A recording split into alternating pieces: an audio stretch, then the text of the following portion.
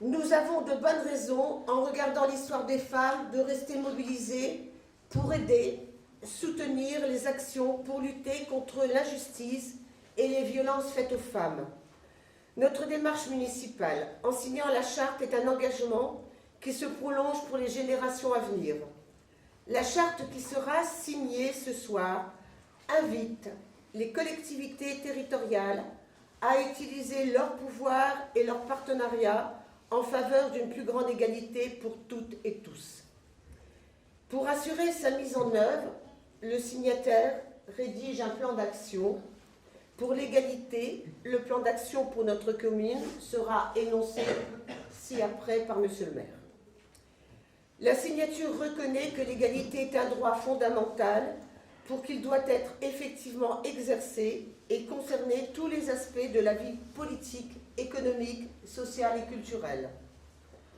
Le plan d'action doit promouvoir une représentation et une participation équilibrée des femmes et des hommes dans toutes les sphères de la prise de décision.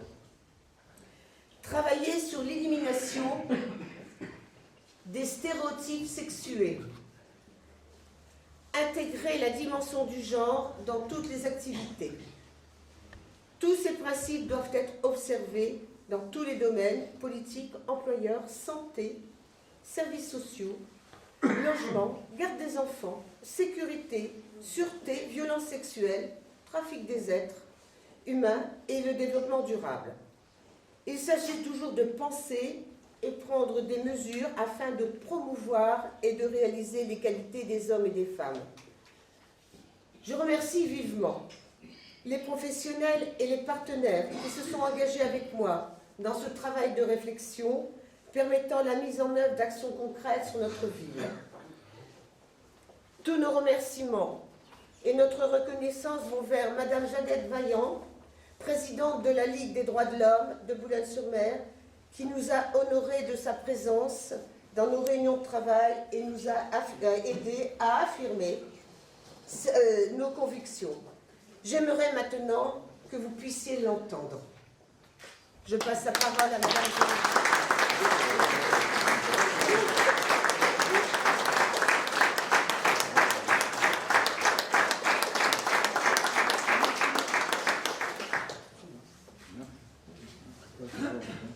Mesdames et messieurs, pour faire avancer l'égalité effective entre les femmes et les hommes, faire évoluer les représentations, partager une culture de l'égalité, la Ligue des droits de l'homme considère qu'un travail de sensibilisation et même de formation est nécessaire. En effet, prendre conscience des stéréotypes de genre liés aux rôles sociaux des femmes et des hommes dans la société, combattre les idées fausses, les préjugés et les résistances, c'est l'objectif qu'elle s'est fixé depuis quelques années. Merci, Monsieur le maire, merci, Madame l'adjointe, d'avoir eu l'oreille, d'avoir entendu la Ligue des droits de l'homme, qui promeut la Charte européenne pour l'égalité entre les hommes et les femmes dans la vie locale, que Monsieur le maire va signer tout à l'heure, en partenariat avec la région Nord-Pas-de-Calais et en particulier avec sa vice-présidente, Madame Madeleine Zbaï. Quels sont les objectifs de cette charte? En voici quelques-uns. Lutter contre les discriminations, en particulier celles de genre. Développer une culture de l'égalité à l'interne. Faire progresser la mixité dans toutes les gouvernances. Assurer une vraie place pour les filles et les garçons dans les structures de jeunesse. Lutter contre les stéréotypes en veillant à une représentation équilibrée dans tous les documents liés à la vie communale. Votre plan, vos objectifs vous sont propres et adaptés au but que vous vous êtes fixé durant votre mandat. Mais puisque vous avez pris la peine, Monsieur le maire, d'orner cette salle de quelques grandes figures de la lutte pour les droits des femmes, permettez-moi aussi d'en dire quelques mots puisqu'elle continue de nous inspirer. La première est Olympe de Gouges, dont Madame l'adjointe a déjà parlé tout à l'heure, qui pendant la Révolution française de 1789 répond à la Déclaration des droits de l'homme et du citoyen par la Déclaration des droits de la femme et de la citoyenne.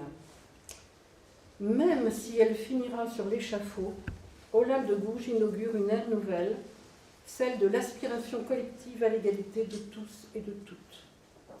Hélas, la Révolution se termine mal par une mise à l'écart des femmes, décidément non citoyennes. Et le Code civil de 1804, mis en place par Napoléon, décrète l'infériorité civile des femmes. Deuxième femme remarquable, Flora Tristan, qui ouvre la voie de l'émancipation dans les années 1830. Proche des ouvriers et des ouvrières de France, elle donne la priorité à l'instruction, au débat, aux conférences. Elle effectue un tour de France pour développer ses idées. Troisième figure et non des moindres, George Sand, qui prend part à la Révolution de 1848, écrivain, écrivaine, figure emblématique de la femme libre. Elle est extrêmement populaire. On lui suggère de se présenter comme candidate à l'Assemblée nationale, mais elle refuse, car elle considère que comme les femmes n'ont pas le droit de vote et ne sont pas éligibles, et surtout ne sont pas libres civilement, eh bien, ça court à l'échec. De 1860 en 1918, c'est la longue marche du féminisme. Quatrième figure, Maria de Rennes. Peu connue, et c'est dommage. Journaliste, conférencière, oratrice remarquable. Elle dénonce les préjugés masculins et réclame les droits civils, le droit au salaire, le droit au travail, et l'égalité des salaires. Elle s'attaque à tous les bastions masculins, en particulier celui de la franc-maçonnerie, et fonde la première obédience mixte, le droit humain. Les années 1950-1960 sont un tournant. Simone de Beauvoir, philosophe, écrivain, professeur, fait paraître un livre intitulé « Le deuxième sexe ».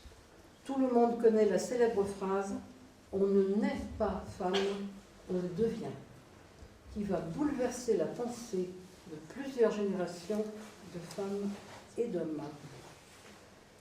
Une loi de 1965 dessert enfin l'étau du Code civil et libère l'épouse qui peut travailler sans l'autorisation de son mari.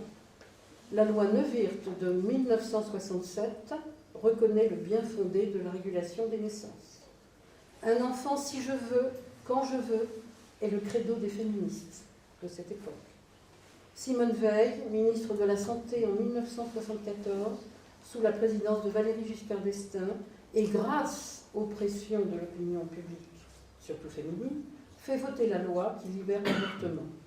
En 1981, avec François Mitterrand, président de la République, un ministère des droits des femmes est mis en place pour la première fois, avec Yvette Roudy à sa tête. En 1999, on ajoute l'article 1er suivant. 1999 favorise l'égal accès des femmes et des hommes aux mandats électoraux et aux fonctions électives. C'est donc pas vieux. Dans les textes, après des siècles de lutte, les femmes ont obtenu les droits d'exister, socialement et politiquement. Réjouissons-nous. Mais reste à conquérir le pouvoir de les exercer. Le féminisme reste une utopie, c'est-à-dire une lutte pour l'égalité en devenir, en France et dans le monde.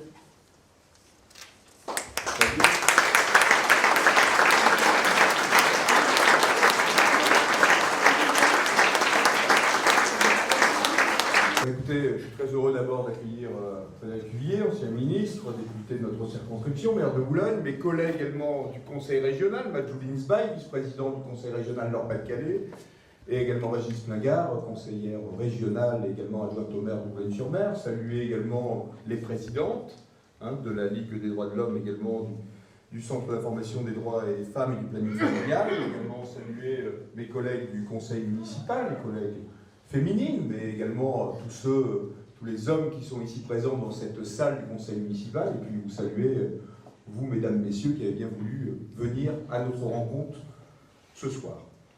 Thérèse Lédé l'a rappelé, nous sommes sans doute la première commune du département à signer cette charte européenne pour l'égalité des femmes et des hommes dans la vie locale.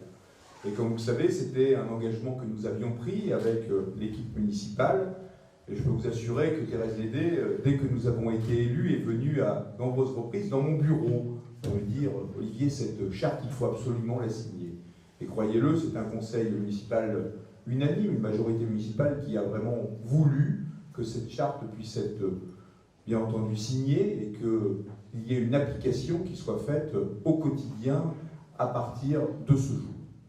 Alors bien entendu, il y a derrière cette charte toutes des actions qui vont être entreprises. Et Thérèse Lédé me l'indiquait, je vais bien sûr vous indiquer de nombreuses actions qui vont être mises en place dès ce jour et pendant toute l'année 2015.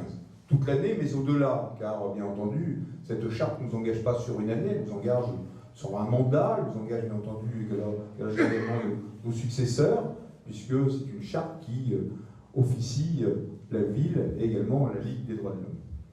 Nous avons démarré cet après-midi par une formidable conférence, je crois que toutes les personnes qui étaient présentes ont apprécié.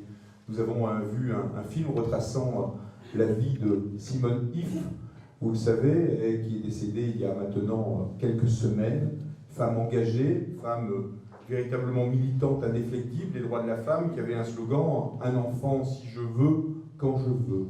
On a pu s'apercevoir à travers ce film de tout le parcours de ces femmes il y a 40 années qui ont manifesté une véritable envie de voir les droits développés, les droits bien entendu concernant la contraception, concernant l'IVG, et il fallait avoir un sacré tempérament, avoir de grandes convictions pour mener ce combat qui n'était pas gagné d'avance, pour faire avancer les mentalités et surtout pour donner à nouveau une dignité aux droits de la femme. En tout cas, toutes ces actions, nous allons essayer de les mener. Nous les menons déjà depuis que nous sommes arrivés pour essayer de conforter les droits de ces dames dans le personnel communal, mais également pour valoriser toutes les actions des femmes de la population porteloise au travers des actions qu'elles peuvent essayer de faire. Alors bien entendu, en quoi allons-nous nous engager dans cette charte? Nous allons d'abord relayer toutes les campagnes nationales de lutte contre les violences faites aux femmes. Nous allons mener la lutte contre les propos sexistes et les attitudes harcelantes dans le milieu scolaire et dans la cité. Nous allons également essayer de faire évoluer les stéréotypes sexués dans les actions mises en place par les services municipaux, en particulier dans les activités proposées aux jeunes. Nous en discutions hier justement avec Juliette Rebat, conseillère municipale déléguée à la jeunesse. Nous allons également essayer de mobiliser nos agents municipaux, qui je le rappelle sont 400 ici dans cette commune, dont 207, ce qui est très bien, c'est la moitié, qui sont des femmes. On va essayer de les mobiliser sur ces objectifs. Conformément donc à la politique de la ville déclinée dans les quartiers, où les femmes ont moins accès que les autres aux structures d'insertion et aux droits, la ville propose un plan d'action concret pour l'année 2015. Nous avons eu, comme je l'ai dit au départ, le lancement du projet annuel avec la projection de ce film Portrait de Simone If, qui retraçait bien entendu 40 ans de militantisme au planning familial, mais nous allons mettre en place également des permanences juridiques gratuites assurées par une juriste du Centre d'information des droits des femmes et des familles de Boulogne-sur-Mer. Les femmes pourront trouver, bien entendu, toutes les réponses aux problèmes qu'elles rencontrent, comme des problèmes comme le divorce, les séparations, les difficultés financières ou également les violences.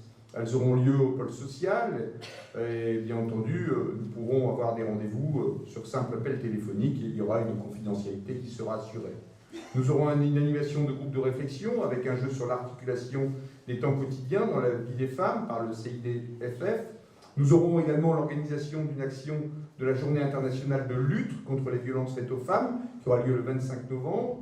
Nous aurons une conférence de la Ligue des droits de l'homme, relatant les vies des femmes hors du commun et l'évolution de la condition féminine depuis plusieurs décennies.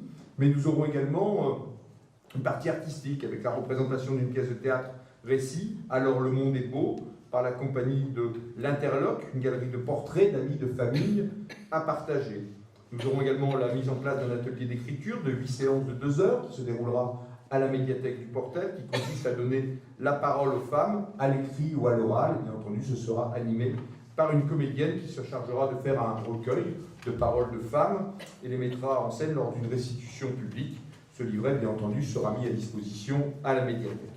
Puis nous aurons également des réunions d'information par une infirmière de l'association du Portel Prévention et Santé sur le dépistage du cancer du sein, celui de l'utérus, des ateliers d'écoute, de sensibilisation au dépistage, de dramatisation des actes médicaux et de prévention. Nous aurons également la mise en place d'ateliers d'esthétique en petits groupes avec des conseils personnalisés en fonction des ressources, avec une socio-esthéticienne. Nous aurons également la mise en place d'ateliers d'échange, de services solidaires animés par le Centre d'animation, d'information et de documentation sur la solidarité internationale. Puis également des projections de films regroupant des expériences de femmes en situation précaire, notamment africaines, qui ont trouvé des solutions se regroupant. Mais nous tenons également à mettre en valeur donc, des femmes porteloises ayant un parcours original et qui seront interviewées. Moi, je n'ai pas peur d'indiquer que beaucoup de femmes au Portel s'engagent, se mettent en valeur, ont des actions importantes dans le domaine associatif, dans le domaine caritatif, mais également on a beaucoup de directrices d'école qui sont très très impliquées dans le domaine de la ville, dans le domaine social, dans le domaine éducatif. Et je crois que c'est un réel plaisir de pouvoir travailler avec elles et de mettre en valeur tout ce travail qui est appliqué et qui est réalisé au quotidien. Et puis nous aurons également l'inclusion des femmes dans l'aménagement urbain, en organisant des parcours de femmes dans les quartiers. Je crois que c'est important, nous faisons plusieurs fois des marches dans les quartiers pour essayer de déceler les problèmes. Et je crois que d'avoir une vision féminine de ces problèmes est quelque chose qui, justement, apporte un certain regard encore plus humain. En tout cas, merci ma chère Thérèse, merci pour ce travail effectué, merci de l'impulsion que vous avez pu donner sur ce mouvement. Je me félicite d'être la première commune à pouvoir signer cette charte dans le département. J'espère que ça en impliquera beaucoup d'autres. Je me félicite également, en tant que conseiller régional, d'avoir Madjouline à mes côtés, d'avoir Régine également, qui sont deux personnalités féminines qui, bien entendu, apportent également leur savoir-faire et leur aura, et puis également tout leur dévouement à la cause féminine. Vous allez les entendre tout à l'heure. En tout cas, je suis très heureux et très fier ce soir, à côté de mon ami Jeannette Vaillant, de pouvoir signer cette charte, et ça me fait extrêmement plaisir de pouvoir mettre enfin en œuvre et en valeur la condition féminine. En tout cas, merci à tous d'être venus. Ça me fait extrêmement plaisir de vous voir toutes et tous là également ce soir.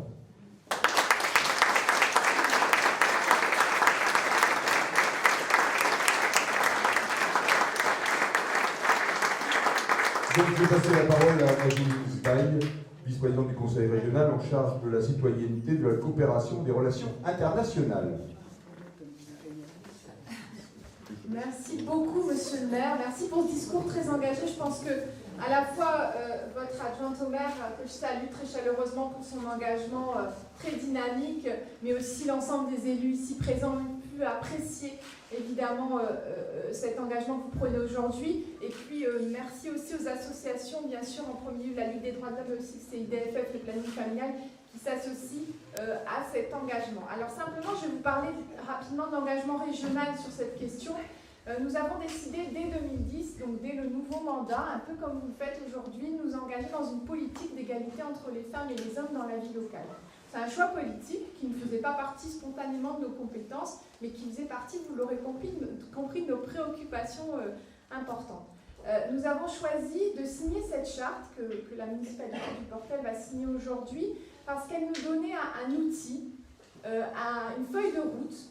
Elle nous donnait aussi des principes d'action qui nous permettaient de guider notre travail au quotidien sur ce sujet. Parce que c'est pas simple, l'égalité femmes-hommes, ce sont des discriminations parfois, oui. Des fois, il y a des vraies discriminations. Une femme n'accepte pas un emploi parce que c'est une femme a un salaire moins important parce que c'est une femme, etc., etc. Les chiffres le montrent. Mais c'est aussi des discriminations indirectes. Madame l'adjointe le disait, elle disait très justement que parfois ce sont les femmes elles-mêmes qui ne s'autorisent pas, n'osent pas s'engager dans certaines actions publiques parce qu'elles ne s'en pensent pas capables. Et puis, il y a des mécanismes encore moins visibles qui sont, par exemple, vous l'avez mentionné, la situation des femmes dans les quartiers populaires, le problème de l'aménagement urbain qui, parfois, je vais vous prendre un exemple, dans l'aménagement urbain, vous avez tendu une perche. Lorsque l'on regarde dans la région Aquitaine, ils ont fait un bilan du nombre des investissements en matière d'équipements sportifs qui étaient réalisés par les pouvoirs publics. Et ils se sont rendus compte que 90% des investissements dans des équipements sportifs concernaient des sports traditionnellement exercés par des hommes. Vous voyez, c'est ça aussi l'inégalité entre les femmes et les hommes. Ça veut dire que cela touche tous les aspects et ce n'est pas forcément des décisions conscientes que l'on prend en toute, je dirais, vision, en se disant que l'on ne souhaite pas que les femmes accèdent ou n'accèdent pas à certaines fonctions. Qu'avons-nous fait? Nous avons, comme vous, lancé une démarche pour construire un plan d'action. Nous avons mobilisé l'ensemble des acteurs associatifs, comme vous le faites, de la région pour co-construire un plan d'action. Nous avons choisi, premièrement, de faire en sorte de nous attaquer à la question des politiques régionales. Ce que nous avons fait, c'est nous avons voulu être exemplaires, que l'institution régionale, dans son fonctionnement, en matière d'égalité professionnelle, par exemple, soit exemplaire. Par exemple, lorsque nous avons travaillé sur le recrutement des emplois d'avenir, au moment où ils ont été lancés par le gouvernement, nous avons lancé une démarche avec une commission spécifique qui a travaillé pour favoriser la parité dans le recrutement de ces emplois d'avenir. Je prends cet exemple, j'aurais pu en prendre d'autres. Deuxième aspect, c'est les politiques régionales doivent promouvoir l'égalité. Chacune des politiques régionales, je vais vous prendre un exemple, il y a 56 actions, donc je ne vais pas toutes vous les inventorier, mais simplement une, les politiques culturelles. Nous nous sommes rendus compte que 90% des promoteurs de spectacles, des créateurs de spectacles, des gens qui font du théâtre, du spectacle vivant, de la musique, ce sont des hommes, et 90% des gens qu'on finance, ce sont des hommes. Et donc nous avons essayé d'inscrire dans les appels à projets, dans le dialogue avec les acteurs culturels, cette exigence, et un collectif qui s'appelle le collectif HF s'est mis en place dans notre région avec notre soutien pour promouvoir la création féminine. Voilà des exemples d'actions que nous avons lancées grâce à cette charte et grâce à ce plan d'action. Et puis enfin, un réseau égalité s'est mis en place. Les acteurs qui sont là, associatifs, en sont des membres finalement. Un réseau qui fonctionne de manière informelle pour l'instant, que j'espère se formalisera dans l'avenir avec la volonté des acteurs, qui permet d'avoir des gens, des collectivités locales, mais aussi des élus locaux, bien sûr des associations engagées sur les questions d'égalité, qui travaillent ensemble et qui finalement améliorent leurs pratiques, trouvent des moyens encore plus pertinents pour agir dans l'avenir. Je voulais juste terminer en vous disant que cette question des inégalités femmes-hommes, ça ne concerne pas que les femmes. Moi, j'ai aussi en charge la politique de la ville. Et je vais vous donner un chiffre qui concerne la région Nord-Pas-de-Calais. Sur 10 sites en France où le taux d'activité des femmes, sur les 10 sites en France, les 10 sites en France où le taux d'activité des femmes est le plus bas. Donc vous avez 10 territoires en France où le taux d'activité professionnelle des femmes est le plus bas.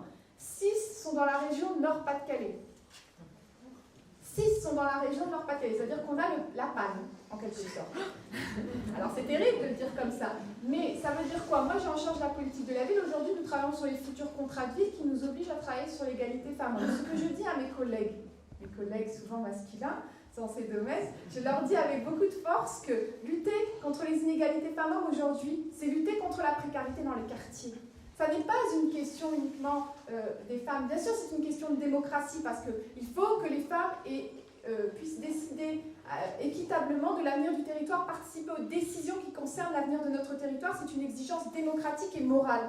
Mais c'est aussi une exigence sociale que de pouvoir faire en sorte que les femmes aient accès à un emploi parce qu'aujourd'hui, les phénomènes d'aggravement des inégalités dans notre région, c'est un phénomène qui concerne la question de l'égalité des femmes et des hommes. Donc vraiment, c'est un sujet qu'il faut prendre à bras le corps comme c'est fait ici. Donc je vous félicite et je vous remercie tous de votre attention et je vous souhaite vraiment beaucoup de combats communs encore dans l'avenir parce que oui, c'est un combat, Madame la Présidente. Merci.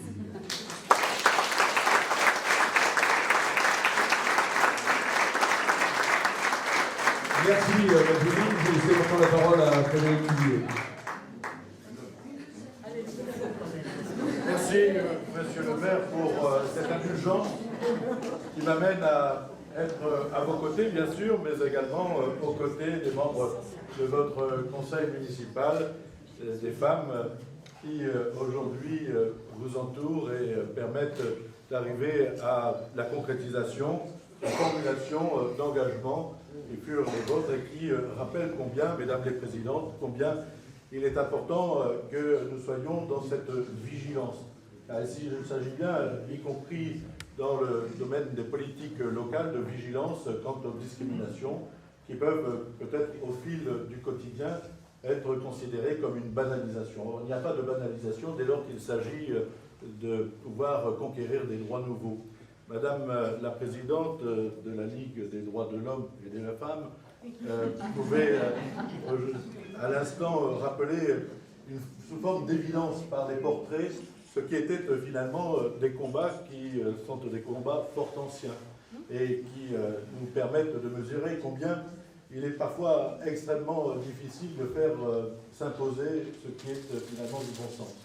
Et lorsqu'il s'agit de la conquête de droits nouveaux, eh bien, le fait d'y parvenir demande beaucoup d'implication, de militantisme, d'engagement, et cela s'avère devenir une évidence quelques années après. Il en est de même de tous les droits, et particulièrement de ceux qui amènent l'égalité, et notamment l'égalité des sexes, de tous les droits qui, par l'évolution de la société, elle est souhaitable et elle est favorable lorsqu'il s'agit d'être vigilant aux valeurs qui sont véhiculées, mais le regard en arrière montre combien cela correspond aussi à une élévation du niveau de connaissance, d'acceptation et finalement d'une forme d'éducation sur laquelle il faut avoir de la vigilance. Alors bravo à la mairie du Portel de montrer l'exemple, d'ouvrir la voie et de nous inviter à poursuivre à vos côtés pour rattraper. C'est vrai que pour rectifier ce qui fut écrit une fois encore dans la presse, indiquant qu'il y avait du retard, il y a 20 ans dans la ville de Boulogne, 20 ans, alors que la loi n'avait, d'ailleurs, il est bien dommage que la loi ait eu à mettre en place la parité pour assurer ce qui est, là encore, je le disais, une réalité de la vie sociale. Et Olivier, monsieur le maire, pardon, le disait très justement, la vie en collectivité, la vie sociale, la vie des quartiers, la vie, tout simplement, madame la vice-présidente, elle est aussi faite d'engagement de femmes qui permettent à la vie en collectivité d'avancer. 20 ans, lorsque Guy Langagne a été élu maire de Boulogne, où la parité parfaite s'est impliquée. Il n'a pas fallu attendre une loi. Parité sur la liste et parité en responsabilité. Nous fêtons donc l'année prochaine nos 20 ans de parité à la ville de Boulogne.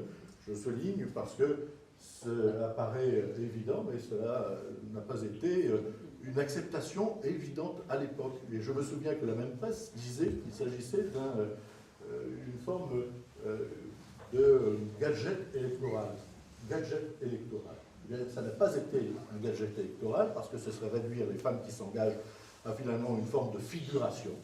Or, nous pouvons parler en connaissance de cause, celles qui nous entourent sont des femmes très engagées, très volontaires et très attentives à ce qu'il y ait concrétisation de leur combat et de leur volonté, mais aussi ce qui était une volonté politique, car c'est une volonté politique, et votre charte en est une illustration supplémentaire, et bien c'est imposé. Encore aujourd'hui, nous entendons des élus locaux disant « mais la parité, chez nous, elle est inaccessible », notamment dans les petites communes. Mais si on ne se donne pas cette contrainte, qui peut apparaître comme une contrainte à permettre l'accès aux femmes, nous ne faisons pas avancer les mentalités. Et on voit bien que, y compris dans les petites communes, désormais, la parité est une évidence, et sera une évidence supplémentaire. Bon, je limite mon propos à ces sujets. Mais l'implication des femmes dans les responsabilités publiques, qu'elles soient locales ou nationales, est indispensable. D'abord parce que ça permet aussi de faire évoluer les esprits, de pouvoir aborder des sujets qui ne le seraient pas si les femmes n'étaient pas présentes, actives et reconnues, et permet aussi tout simplement de faire que les droits nouveaux, ceux que nous devons ensemble inventer ou reconnaître, eh bien, sont souvent des droits, des parcelles de liberté supplémentaires que nous devons conquérir et offrir à nos concitoyens, parce que le combat d'aujourd'hui sont souvent les droits de demain. Donc félicitations, monsieur le maire. Mesdames, bon courage, car ça demande beaucoup plus de force encore et de volonté aujourd'hui, et aujourd'hui encore, d'être responsable, élu, engagé dans la vie publique. La vie publique est souvent extrêmement dure, elle est souvent beaucoup plus dure pour les femmes encore que pour les hommes. C'est là encore peut-être un chemin sur lequel nous devons progresser collectivement. Bravo monsieur le maire, bravo au conseil municipal du Portel.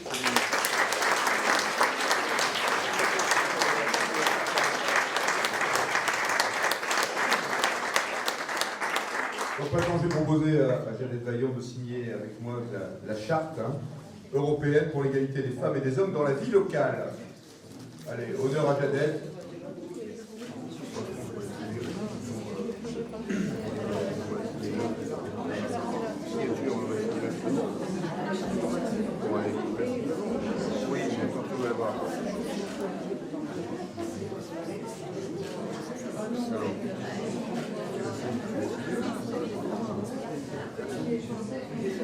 Très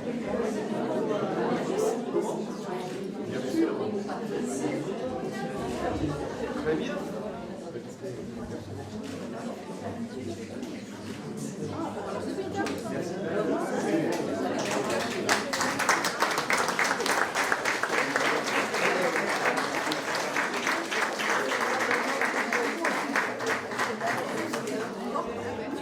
Et je voulais tout simplement, au nom du conseil municipal, remettre ces quelques fleurs à Jeannette Vaillant. Parce que moi je le dis humblement, je suis vraiment heureux de la voir ici. Jeannette Vaillant, pour ceux qui ne la connaissent pas, mène de formidables combats pour les droits de l'homme avec un grand H, hein, Jeannette, depuis plusieurs décennies, partout sur cette agglomération boulonnaise. Voilà, 15 ans, au moins une bonne décennie. Hein, en tout cas, je la félicite pour son engagement, beaucoup la connaissent. Je vois ici des militants syndicaux, des militants des droits de l'homme, ici, qui sont à ses côtés. Et je suis très heureux de signer déjà cette charte à côté d'elle. Et je voudrais également surtout lui offrir ces fleurs pour la remercier.